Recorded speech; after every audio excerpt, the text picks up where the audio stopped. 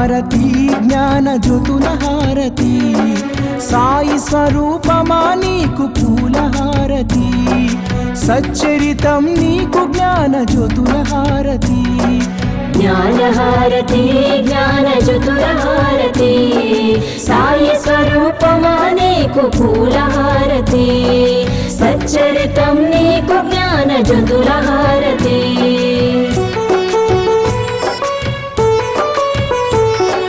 నిత్యం నీ లీలా పఠనంలో మేముంటాము నీ మధుర వచనాలతో మైమరచిపోతాము నీ తోడుగా భక్తి ప్రేమలను పెంచుకున్నాము పాలో వెలిగిన జ్ఞాన జ్యోతులతో హారతి జ్ఞానహారతి జ్ఞానజ్యోతులహారతి సాయి స్వరూపమా నీకు పూలహారతి సచ్చరితం నీకు జ్ఞానజ్యోతులహారతి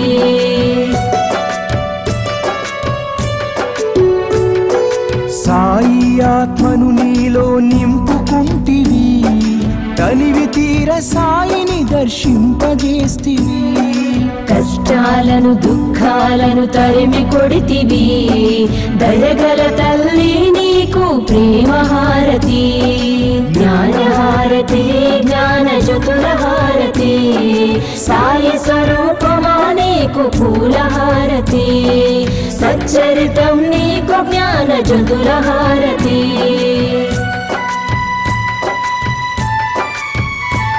మా కర్మలన్నీ తొలగించి కరుణించినావమ్మ శాంతి సౌఖ్యాలను అందించినావమ్మ జీవన నావను దరి చేర్చిన నీకు కర్పూర హారతితో నీరాజనం జ్ఞానహారతి జ్ఞానజ్యోతులహారతి సాయి స్వరూపమా నీకు పూలహారతి సచ్చరితం నీకు జ్ఞానజ్యోతులహారతి జ్ఞానహారతి జ్ఞానజ్యోతులహారతి సాయి స్వరూపమా నీకు పూలహారతి సచ్చరితం నీకు జ్ఞానజ్యోతులహారతి సచ్చరితం నీకు జ్ఞానజ్యోతులహారతి సచ్చరితం నీకు జ్ఞానజ్యోతులహారతి. ఈరోజు మనందరం కూడా బాబా దగ్గరికి రావడానికి అసలు మనం ఎలా వచ్చాము, వచ్చిన తర్వాత బాబా నుండి మనం ఏమి పొందుతున్నాము, ఏమి అనుభవిస్తున్నాము అనేటువంటిది ఎప్పుడూ కూడా మనము స్పృహతో ఉండి తెలుసుకోవాలి.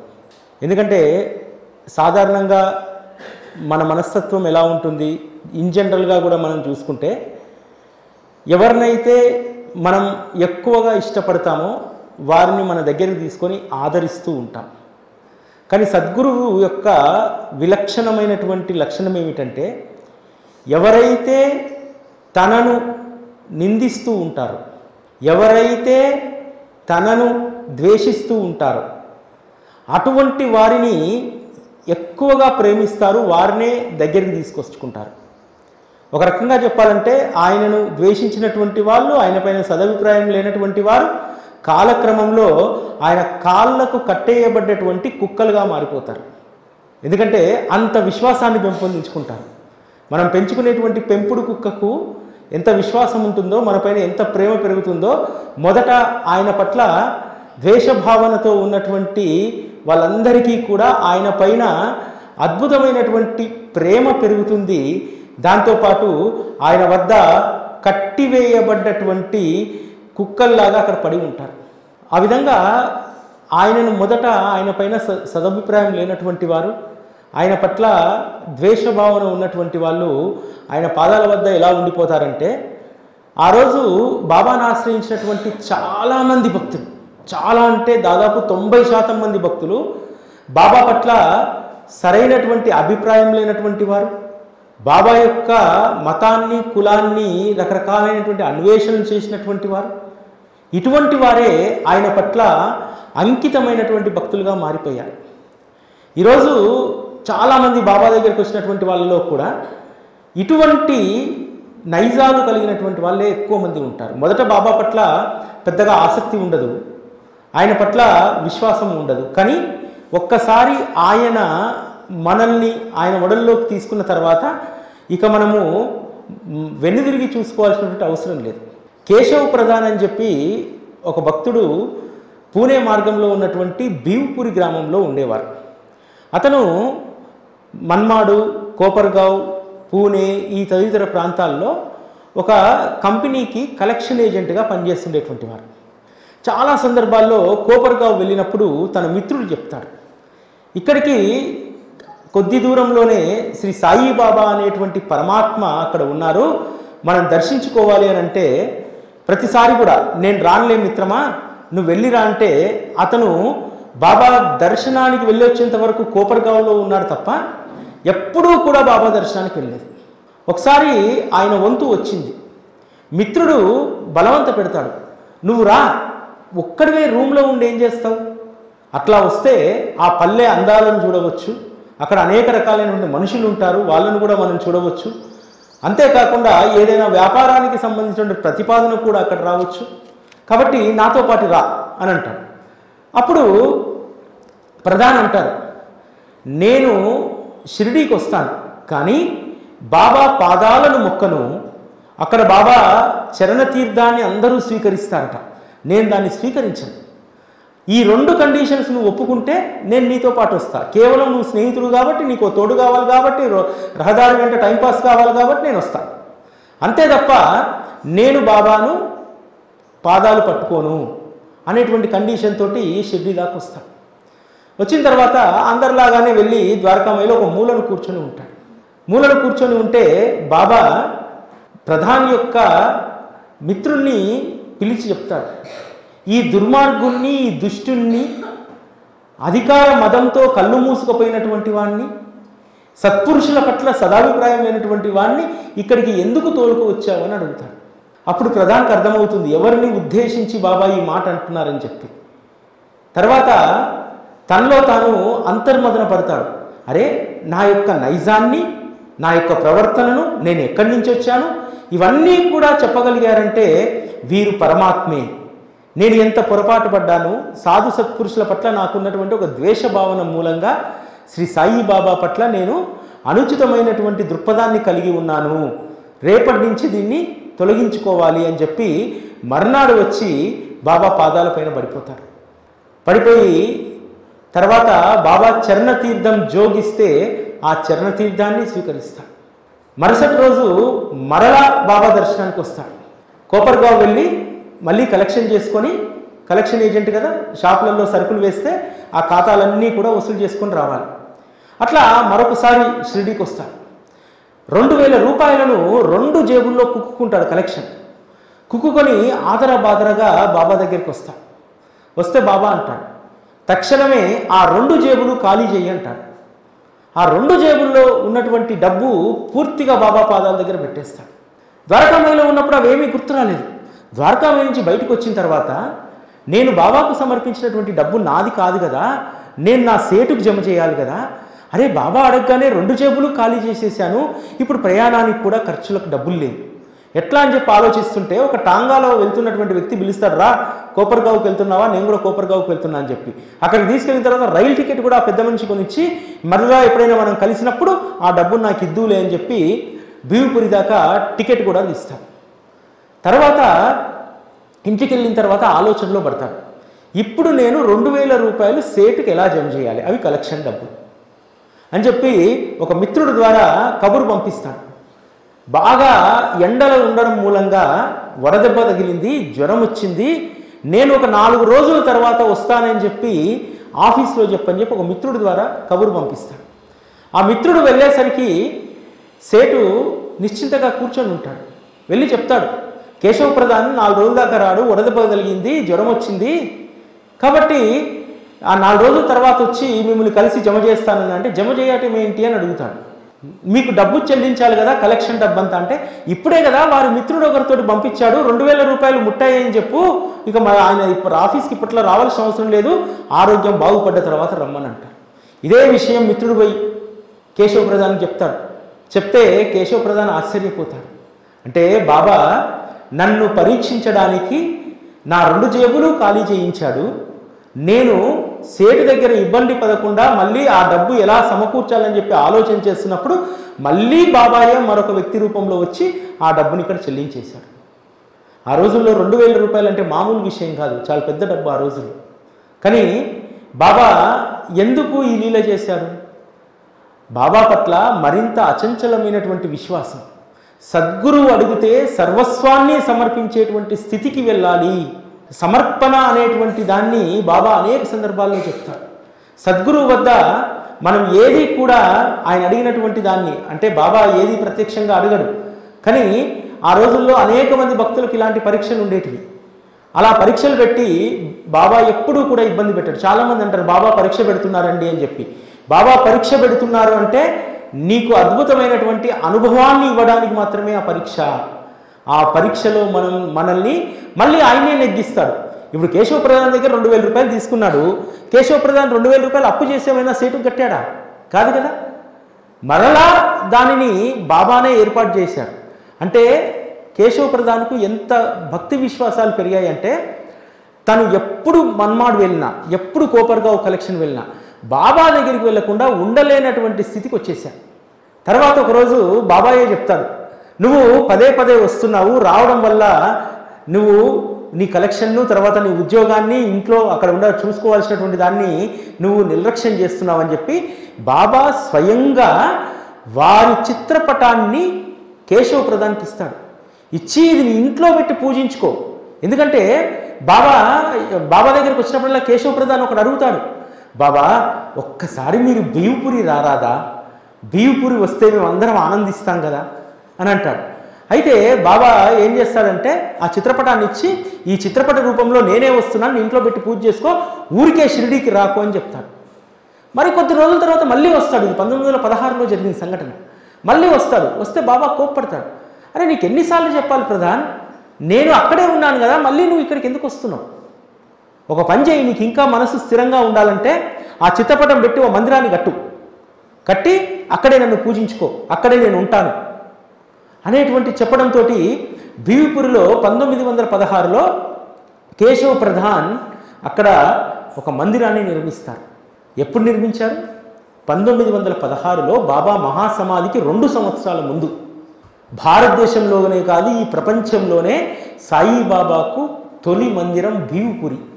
ఇంకెవ్వరు ఈరోజు మనం లక్షల మందిరం నిర్మించవచ్చు, తర్వాత సమాధి మందిరం ఏర్పడ్డది, ఇదంతా షిరిడిలో బాబా మహాసమాధి తర్వాత బూటివాడ సమాధి మందిరం అయింది, ఇదంతా అయింది. కానీ మొట్టమొదటి మందిరం నిర్మించేటువంటి అవకాశం మాత్రము కేశవ ప్రధాన్కు మాత్రమే ఇచ్చారు. కేశవ ప్రధాన్ నైజం ఏమిటి? సత్పురుషుల పట్ల, వీరి పట్ల ఎటువంటి సదాభిప్రాయం లేనటువంటి వాడు, ద్వేషభావం కలిగినటువంటి వాడు. అటువంటి వాడిని తన వద్ద ఏ విధంగా కట్టిపడేసుకున్నాడు. అనేక మంది ఆ రోజు బాబాను ఆశ్రయించినటువంటి వాళ్ళు అనేక సంశయాలతో వచ్చినటువంటి వాళ్ళే. నానాసాహెబ్ చందోర్కర్ మొదట బాబా దగ్గరికి అంత ఈజీగా ఏం రాలేదు. ఆయన అహ్మద్నగర్ కలెక్టర్ కార్యదర్శిగా ఉన్నప్పుడు కోపర్గావ్లో క్యాంపు పెడతారు. క్యాంపు పెట్టినప్పుడు షిరిడీ నుంచి కర్ణం రోజు ఆ క్యాంపుకు మీటింగ్కి వెళ్తూ ఉంటాడు. వెళ్తున్నప్పుడు బాబా చెప్తాడు అప్పాకు, ఒక్కసారి నానాను రమ్మని చెప్పు, నేను చూడాలనుకుంటున్నాను నానా అని అంటాడు. ఆ రోజుల్లో కలెక్టర్ కార్యదర్శికి ఎదురుగా ఒక గ్రామాధికారి నిలబడి మాట్లాడడం అనేటువంటిది అసంభవమైనటువంటి పని. అరే బాబా నాకు ఈ పని అప్పగించాడేంటి? అసలు వారు దారింట పోతుంటే పక్కకు తప్పుకొని తల కిందికి వేసుకునేటువంటి పరిస్థితి గ్రామాధికారి ఉంది. అంత ఉన్నత స్థానంలో ఉన్నాడు నానాసాహెబ్ చందోర్కర్. ఆయన ముందుకు పోయిన ఎలా అడిగేదని చెప్పి ఒకరోజు ధైర్యం తెచ్చుకొని వెళ్ళిపోతారు. ముందుకు వెళ్ళిపోయి అడుగుతాడు, మిమ్మల్ని సాయిబాబా చూడాలనుకుంటున్నారు, మిమ్మల్ని పిలుస్తున్నారు, ఒక్కసారి మీరు షిరిడీకి రమ్మని వారు అడుగుతున్నారు అని అంటే ఫస్ట్ ఆశ్చర్యపోతాడు. దేనికి ఆశ్చర్యపోతాడంటే, ఒక గ్రామ అధికారి నా ముందు ఎదురుబడి నాతో మాట్లాడడం అనేటువంటి తొలిసారి. మమ్లత్దార్ కానీ కలెక్టర్ కార్యదర్శి కానీ వారు చెప్పడమే గ్రామాధికారులకు తప్ప గ్రామాధికారుల నుంచి ఏది కూడా వారు వినేటువంటి వారు కాదు. ఆ రోజుల్లో పరిస్థితులు అవి. కానీ ఒక గ్రామాధికారి వచ్చి ఇంత ధైర్యంగా నాతో మాట్లాడి చెప్పారంటే సరే ఈసారి వెళ్ళి బాబాను కలుద్దాం అనుకుంటారు. అనుకొని కోపర్గావ్ నుంచి బయలుదేరుతాడు. నన్ను ఎందుకు రమ్మన్నాడు బాబా? శ్రీ సాయిబాబా వారు పాడుపడ్డటువంటి మసీదులో ఉంటారు. కాబట్టి అది పాడుపడిపోయిందేమో, వారికి ఏమన్నా గవర్నమెంట్ తరఫు నుంచి ఒక ఆవాసం కట్టియాలేమో, అందుకోసం పిలుస్తున్నాడేమో. లేదు, నేను కలెక్టర్ కార్యదర్శిగా ఉన్నాను కాబట్టి నా నుంచి ఏదైనా పనిని ఆశిస్తున్నాడేమో, ఇట్లా రకరకాల ఆలోచనతో షిర్డీకి వెళ్తాడు.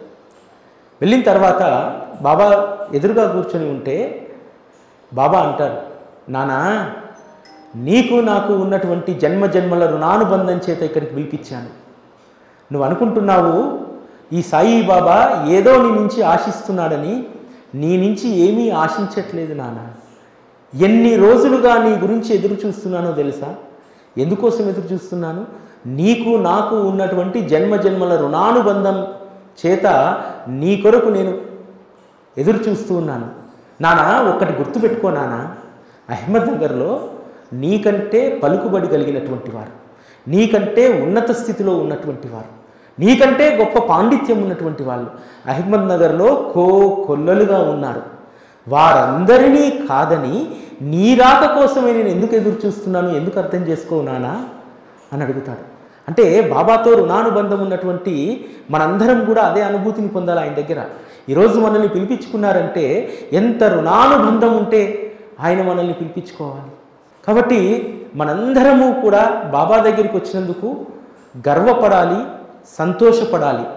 నన్ను బాబా రుణానుబంధం ఉంది కాబట్టి ఆయన దగ్గరికి పిలిపించుకున్నారు. నేను ఊరికే రాలేదు, ఏదో ఆయన మహత్తు చూసో ఇంకోటి చూసో కాదు, ఆయనతో ఉన్నటువంటి రుణానుబంధం కారణంగా నేను ఇక్కడికి వచ్చాను అనేటువంటి దాన్ని మనందరం కూడా గుర్తుపెట్టుకోవాలి.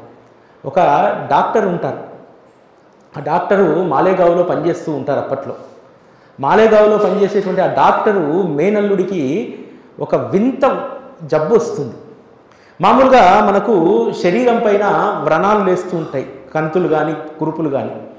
ఆ డాక్టర్ అల్లుడికి ఎముక పైన అంటే లోపల ఎముకకు జాయింట్కు మధ్యలో వ్రణం లేస్తుంది.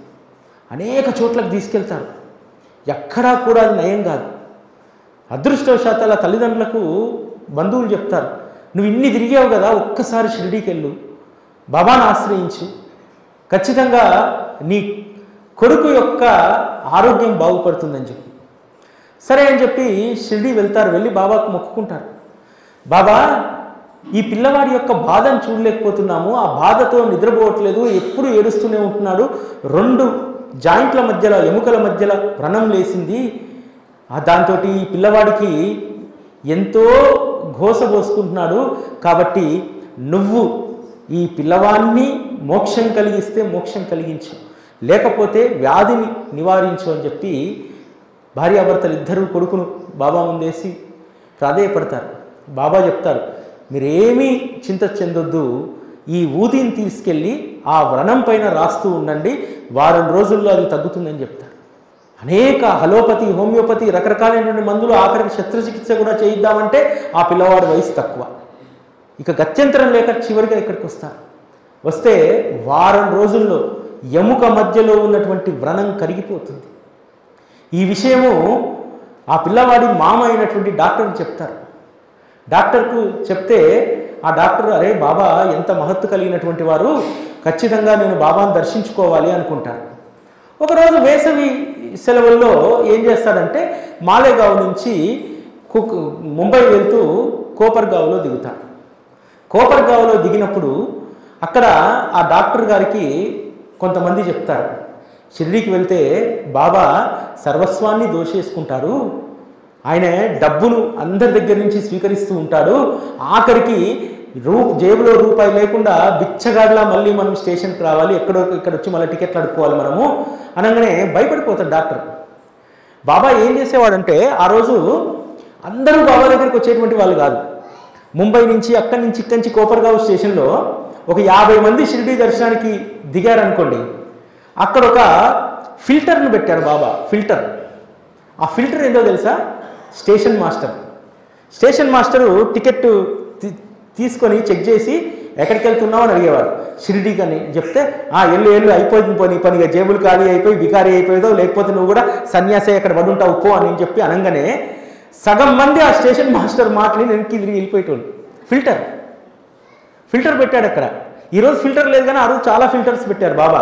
అనవసరమైనటువంటి వాడు, నమ్మకం లేనటువంటి వాడు షిరిడి దాకా రాకుండా ఉండడానికి ఈ ఫిల్టర్స్ అన్నీ పనిచేసేవి. కోపర్గావ్లో ఫిల్టర్ ఉండడం వల్ల పాప మా డాక్టర్ వెళ్ళలేకపోతారు. ఇట్లా అనేక సందర్భాల్లో చాలామంది మిత్రులు చెప్తారు, నువ్వు వెళ్తానన్నావుగా, వెళ్ళిరా ఒక్కసారి దర్శనం చేసుకుంటే కదా తెలిసేది అని చెప్పి. ఒకరోజు స్వప్నంలో బాబా కనిపిస్తాడు. కనిపించి, ఏమి నీ కోసం ఇంకా ఎన్ని రోజులు నేను ఎదురు చూడాలి, ఎప్పుడు నువ్వు వస్తావని అడుగుతాడు. ఆలోచనలో పడతాడు డాక్టర్. అరే ఎందుకు బాబా నా ఇంట పడుతున్నాడు రమ్మని. సరే అని చెప్పి ఒకరోజు వెళ్దామని సిద్ధమైతే ఒక విపరీతమైనటువంటి టైఫాయిడ్తో బాధపడుతున్నటువంటి ఒక రోగి హాస్పిటల్లో జాయిన్ అవుతాడు. ఆ రోగిని వదిలిపెట్టి వెళ్ళడానికి వీల్లేదు. ఆ రోజు రాత్రి బాబాను ప్రార్థిస్తాడు, బాబా ఉదయానికల్లా ఈ రోగికి టైఫాయిడ్ తగ్గితే నేను షిరిడీకి బయలుదేరి వస్తా అంటాడు. అసలు ఆశ్చర్యం ఏంటంటే ఒక్క రోజులో టైఫాయిడ్ తగ్గడం అనేటువంటిది అసంభవం. తెల్లారి అతను రౌండ్స్కి వచ్చేసరికి ఆ పేషెంట్ లేచి కూర్చొని హాయిగా పాలలో బ్రెడ్ అదుకొని తింటున్నాడు. టైఫాయిడ్ తగ్గిపోయింది. వెంటనే మరొక ఆలోచన చేయకుండా షిరిడీకి వెళ్ళిపోతాడు. వెళ్ళి బాబా పాదాలపైన పడగానే బాబా అంటాడు, వస్తా వస్తా అని ఎన్ని రోజులుగా జాప్యం చేస్తావా, నీ రాక కోసం నేను ఎంత ఎదురు చూస్తున్నానో తెలుసా. అప్పటి నుంచి తన ప్రాణం బాబా అయిపోతాడు. ఇట్లా బాబా తన వాళ్ళందరినీ కూడా ఎంత అద్భుతంగా చాకచక్యంగా తన దగ్గరికి తీసుకొచ్చుకుంటారనడానికి వీళ్ళందరి జీవితాలు ఒక నిదర్శనం. ఎవరికైతే నమ్మకం లేదో, ఎవరికైతే విశ్వాసం అనేటువంటిది తక్కువగా ఉంటుందో అటువంటి వాళ్ళనే బాబా తన దగ్గరికి తీసుకొచ్చుకుంటారు. అద్భుతమైనటువంటి సేవను ఆయన చేయించుకుంటారు. దాస్కన్ మహారాజుకు వాళ్ళ గురువు చెప్తారు, నేను ఇక కాశీ వెళ్ళిపోతున్నాను. వామన్ శాస్త్రి గారు చెప్తారు, నేను కాశీ వెళ్ళిపోతున్నాను, ఇక నీ యొక్క జీవితాన్ని నిర్దేశించేది షిరిడిలో ఉన్నటువంటి సాయిబాబానే, అక్కడికి వెళ్ళు అని అంటారు. కానీ మనసులో రకరకాలైనటువంటి సంశయాలు, దానికి ఉద్యోగం అనేటువంటి ఒక అడ్డుగోడను చూపెట్టి, నాకు ఉద్యోగం ఉంది, నేను ఉద్యోగంలో ప్రమోషన్ వస్తే తప్ప ఆ ఉద్యోగాన్ని వదిలేయలేను, నేను ఇన్స్పెక్టర్ అయితే తప్ప నీ దగ్గర రాలేను అని అంటాడు. ఇన్స్పెక్టరు కాడు, ఆ ఉద్యోగాన్ని వదిలేయడు. ఆఖరికి అనేక అనుభవాలు ఇచ్చిన తర్వాత బాబా దగ్గరికి వచ్చి సర్వస్వ శరణాగతి చేసి తన జీవితాన్నే బాబాకు అంకితం చేస్తాడు. వాళ్ళ గురువు వామన్ శాస్త్రి చెప్తారు, మొదట శివభక్తుడు దాస్కన్ మహారాజు. వామన్ శాస్త్రికి దక్షిణ ఇచ్చి అడుగుతాడు, నాకు ఒక మంత్రోపదేశం చేయండి, ఈ నెల జీతం మీకు సమర్పిస్తున్నాను అనంటే వామన్ శాస్త్రి అంటాడు, గను ఒక్క నెల జీతం కాదు, నీ జీవితాన్నే దక్షిణగా సమర్పించాల్సి వస్తుంది, గుర్తుపెట్టుకో అని అన్నాడు. ఆఖరికి తన జీవితాన్ని బాబా పాదాల వద్ద దక్షిణగా సమర్పించి కీర్తనాకారుడిగా అద్భుతమైనటువంటి కీర్తిని ఘనతను శ్రీ దాస్కన్ మహారాజ్ గడించారు. అటువంటి ధన్యత్వాన్ని సంపాదించుకోవడానికి బాబా దగ్గరికి మనం రావాలి. ఎందుకంటే బాబా దగ్గరికి వచ్చిన తర్వాత చాలా మట్టుకు జీవితాలు మారాలి. మారకపోతే ఇక మనం బాబా దగ్గరికి వచ్చి కూడా ప్రయోజనం ఉండదు. ఎటువంటి మార్పు రావాలి? ఒక సానుకూల దృక్పథం, ఇతరుల పట్ల నింద భావం లేనటువంటి, ఇతరుల పట్ల ద్వేషభావం లేనటువంటి స్థితికి మనం రాగలిగినప్పుడు అప్పుడు బాబా సంతోషిస్తారు. అందుకోసం మనం అందరం కూడా చాలామంది ఏమనుకుంటామంటే సాయిబాబా అనగానే, సాయిబాబా మందిరాలు అనగానే, సాయిబాబా పూజ అనగానే మనకు అవసరమైనటువంటి వాటన్నింటినీ బాబా తీరుస్తారు, మన కోరికలు తీరుస్తారు కాబట్టి మనం బాబాను ఆరాధించాలి, పూజించాలి అనుకుంటాం. ఇవన్నీ కూడా నీకు రావాల్సినటువంటివన్నీ కూడా లెక్కగట్టిచ్చేస్తాడు ఎప్పుడైనా సరే, నీకు భక్తి ఉన్నా లేకున్నా. కానీ ఒకటి మాత్రం మనం ఆయన దగ్గర నుంచి పొందలేం. ఏమిటంటే ఆయన యొక్క ప్రేమను, ఆయన యొక్క ఆప్యాయతను, అనురాగాన్ని పొందాలంటే మాత్రం ఆయన పట్ల ప్రేమ ఉండాలి. చాలా మట్టుకు మనం ఏం చేస్తామంటే కోరికల పట్ల ప్రేమ ఉంటుంది మనకు. కోరికల పట్ల ప్రేమ తగ్గి ఆయన పట్ల ప్రేమ పెరిగినప్పుడు మనం నిజంగా ఆయన సాన్నిధ్యంలో ఉన్నందుకు, ఆయన సహచర్యంలో ఉన్నందుకు మనందరం కూడా గర్వపడతాం. ఆ ఆనందం వేరుగా ఉంటుంది. ఇప్పుడు 20 నిమిషాలు 25 నిమిషాలు మనం ఆయన గురించి మాట్లాడుతుంటే మన అంతరంగంలో ఎంత అద్భుతమైనటువంటి ఆనందం కలుగుతుంది. ఆయన కథను వింటే ఎంత అద్భుతమైనటువంటి ఆనందం కలుగుతుంది, శాంతి కలుగుతుంది. ఇది కేవలం మనం ఒక 20 నిమిషాలకు 25 నిమిషాలకు గంటకో పరిమితం చేసుకోకూడదు. దీన్ని ప్రతిరోజు ప్రతినిత్యం మన జీవితాంతం ఇదే అనుభూతిని మనం పొందాలి. ఎందుకు నాకు చింత శ్రీ సద్గురు ఉండగా నేనెందుకు భయపడాలి, నేనెందుకు ఆందోళన చెందాలి అనేటువంటి ధైర్యాన్ని కనుక మనం కూడగట్టుకోగలిగితే ఆయన మన జీవితాల్లో అద్భుతాలు చేస్తాడు. ఎందుకంటే జరగబోయేటువంటి దాన్ని మనం దేన్ని ఆపలేం, ఒక్క సద్గురువు మాత్రమే ఆపగలుగుతాడు. ఆ శక్తి ఆయనకే ఉంది, మనకు ఆ శక్తి లేదు. ఒకవేళ నీకు ఏదైనా ఆపదలుచుకుంటే, ఆపదలను తొలగించదలుచుకుంటే ఆయన తొలగిస్తారు తప్ప మన అంత శక్తి మనలో లేదు.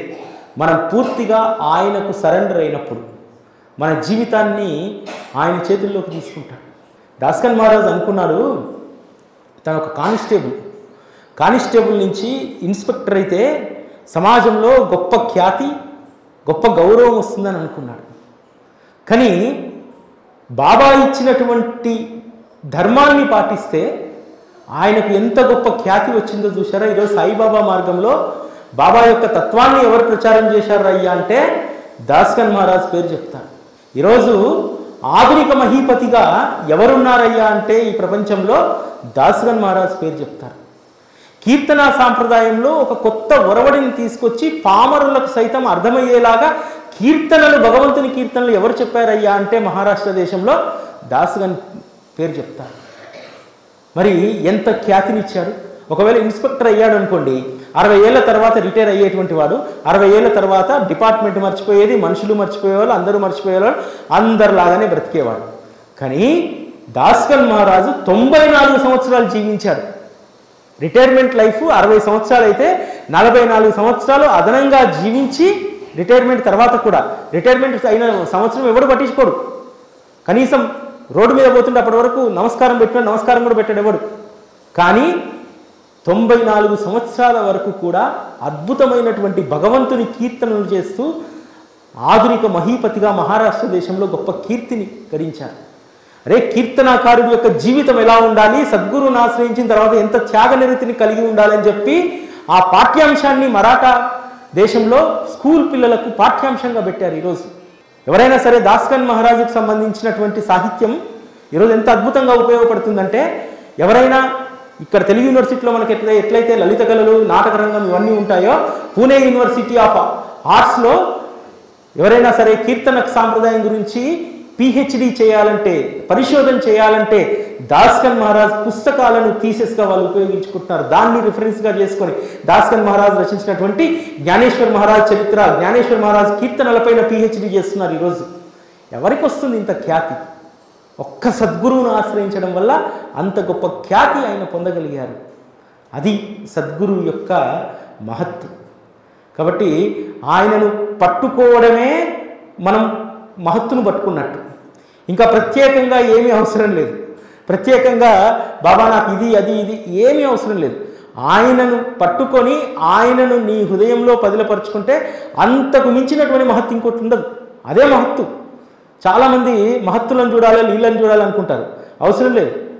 ఆయనే ఒక లీలా స్వరూపం. ఆయన నామాన్ని స్మరించడమే ఒక గొప్ప మహత్తు. అదే తాయిత. దానికి మించినటువంటి తాయిత మంత్రం ఇంకోటి లేదు. ఆయన నామస్మరణనే తాయిత, ఆయన నామస్మరణనే యంత్రము, ఆయన నామస్మరణనే సకలము మనకు అందిస్తుంది. కాబట్టి ఎప్పుడూ కూడా ఆయన ధ్యాసలో ఉండడానికి మనం ఎక్కువగా ప్రయత్నం చేస్తూ ఉండాలి. శ్రీ సచ్చిదానంద సద్గురు సాయినాథ్ మహారాజ్ కీ జై.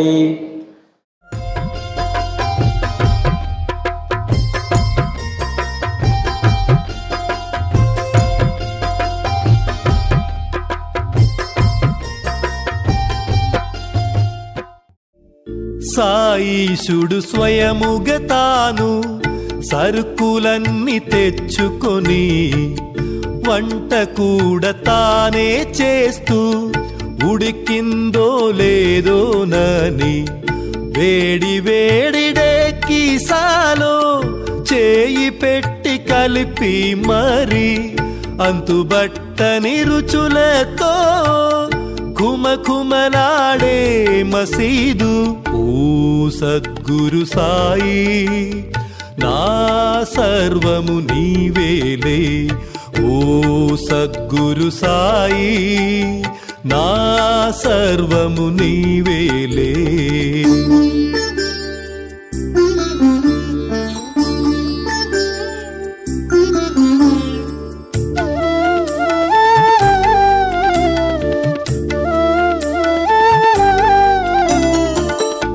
మహల్సాకు తాత్యాకు ముందుగా ప్రసాదమిచ్చి అందరికీ తానే అవుతూ వడ్డించేవారు సాయి. అప్పుడు తిన్న భక్తులది ఎంత పుణ్య ఫలమో ఇప్పుడు విన్న మన జన్మ